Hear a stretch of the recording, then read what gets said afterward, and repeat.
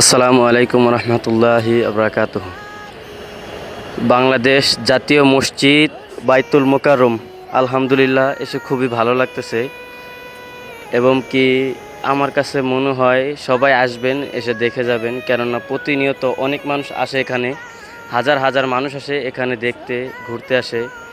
আসলে একটি অন্য রকমের অনুভূতি লাগে, খুব ভালো লাগে ভিতরে ঢুকলে পরিবেশ। এখানে প্রতিনিয়ত আমরা দেখি অনেক মানুষের শুয়ে থাকে এখানে। যদি আপনারা কখনো সময় পান আসবেন ইনশাল্লাহ, আলহামদুলিল্লাহ খুব ভালো লাগবে। গুলিস্তান ব্যস্ততম শহরের ভিতরে যে এত সুন্দর একটি মসজিদ বাইতুল মোকাররম, আশা করি সবাই আসবেন, সবার কাছে ভালো লাগবে। কখনো যদি ঢাকা আসেন কোনো কাজে, আলহামদুলিল্লাহ বাইতুল মোকাররম দেখে যাবেন। ব্যস্ত তো আজকাল মানুষ খুব ব্যস্ত থাকে, ব্যস্ততার কারণে হয়তো বা অনেক জায়গায় অনেক মানুষ যেতে পারে না। আলহামদুলিল্লাহ যদি গুলিস্তান কখনো আসেন আপনারা, গুলিস্তান এই যে বাইতুল মোকাররম খুব সুন্দর একটি মসজিদ, সবাই আসবেন, দেখে যাবেন, ঘুরে যাবেন।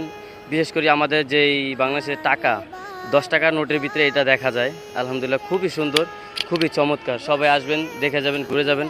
বর্তমান যে খতিব আছে আল্লামা মালেক সাহেব, তিনি আছেন বর্তমানে এই বাইতুল মোকাররমের খতিব। আলহামদুলিল্লাহ সবাই আসবেন, খুব ভালো লাগবে।